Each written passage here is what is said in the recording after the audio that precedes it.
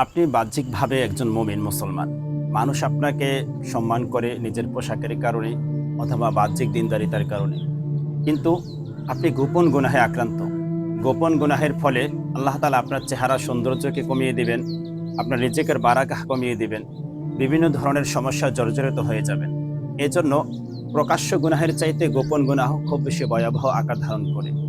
গোপন গুনাহ যতক্ষণ পর্যন্ত আপনি ছাড়তে না পারবেন, ততক্ষণ পর্যন্ত আপনি মানসিক প্রশান্তি পাবেন না। মানসিক একটা অস্থিরতা কাজ করতে থাকবে। কোনো মানুষ জানে না, তা বুঝলাম। কিন্তু আপনার রব তো জানে। মনের ভেতরে এমন একটা অস্থিরতা আল্লাহ তাআলা সৃষ্টি করে দিবে, যেটা আপনি কুলিয়ে উঠতে পারবেন না, কি করবেন না করবেন। বুঝতেই পারবেন না এখন কি করছেন।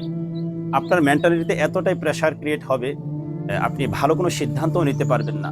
সর্বদা হীনমন্যতায় ভুগবেন, নিজের মধ্যে কোনো প্রোডাক্টিভিটি খুঁজে পাবেন না। সুতরাং আপনি যত দ্রুত সম্ভব গোপন গুনাহকে ছেড়ে দিন। সব ধরনের গুনাহ থেকে নিজেকে ফারেক করুন। আল্লাহ তাআলার কাছে তাওবা করুন। আল্লাহ তাআলা চাইলে আপনার সমস্ত গুনাহগুলি মুহূর্তের মধ্যেই ক্ষমা করে দিতে পারেন। যদি কোনো বান্দার হক অথবা শিরকের গুনাহ না থাকে, তাহলে আল্লাহ তাআলা দুনিয়াতেই সমস্ত গুনাহগুলি মাফ করে দিবেন। তবে হ্যাঁ, যদি চাওয়ার মতো চাইতে পারেন, তাওবাতুন নাসুহা করতে পারেন, চোখের পানি যদি ঝরনার মতো প্রবাহিত করতে পারেন, আল্লাহ তাআলা সমস্ত গুনাহগুলিকে মাফ করবেন। বান্দার হকের ব্যাপারে শুধু এই বান্দার কাছ থেকে আপনার মাফটা নিতে হবে। কারণ বান্দার হকের ব্যাপারে আল্লাহ তাআলা সেখানে হস্তক্ষেপ করেন না।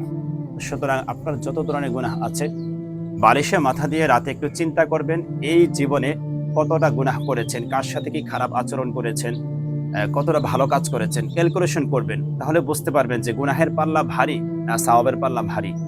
এটা ক্যালকুলেশন যখন আপনি করতে পারবেন, তখন আপনার মধ্যে একটা পরিবর্তন পরিলক্ষিত হবে। তো সবার প্রতি পরামর্শ রইল, এই ফিতনার যুগে যত বেশি নিজেকে দিনী পরিবেশের সাথে মানিয়ে নিতে পারবেন, ততই আপনার মুক্তি, ততই আপনার কল্যাণ। আল্লাহ তাআলা আমাদের সবাইকে সব ধরনের গুনাহ থেকে পবিত্র থাকার তৌফিক দান করুন। আমিন।